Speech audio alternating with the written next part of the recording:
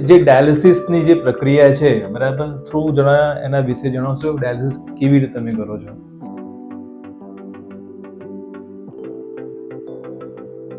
Dialysis Brijeshbhai બે ટાઈપના હોય.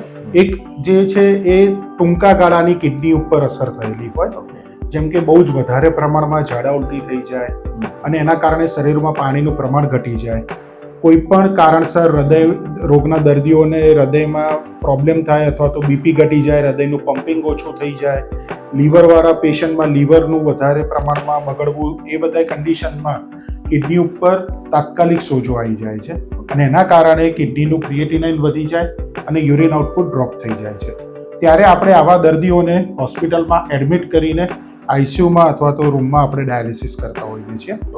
અને જે મેં પહેલા 6 કારણો બતાવ્યા એના કારણે જ્યારે દર્દીને લાંબા ગાળે કિડનીની બીમારી થાય ત્યારે એને જ્યારે એના રિલેટેડ કોમ્પ્લિકેશન્સ વધવા માંડે ત્યારે આપણે એને લાઈફ ટાઈમ ડાયાલિસિસ કરાવવું પડતું હોય છે.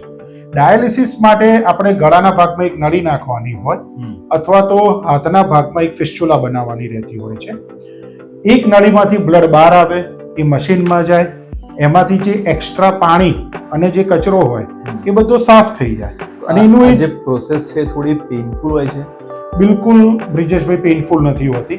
હા, ગળાના ભાગમાં જ્યારે નળી નાખીએ ત્યારે આપણે ચામડી બેરી કરીને જ નાખતા હોઈએ છીએ, તો એમાં કંઈ એટલું જોઈએ એટલું પેઇન થતું હોતું નથી. અને જ્યારે આપણે ફિસ્ચ્યુલામાં કરાવતા હોઈએ ત્યારે એક નાનકડી સોય અંદર જાય એટલું પેઇન થતું હોય છે કે જે ખાલી કીડીના ચટકા બરાબર પેઇન થતું હોય છે. ડાયાલિસિસ મશીન વિશે થોડીક સામાન્ય માહિતી આપી શકો?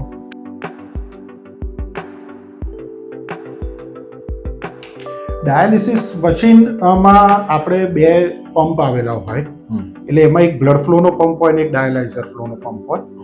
અને આપણે જ્યારે બી દર્દીની એક નળીમાંથી બ્લડ બહાર આવે એટલે એ પંપમાં ફરે, એની જોડે એક આપણી પાણીની આરો વોટરની પાઇપલાઇન અટેચ થયેલી હોય.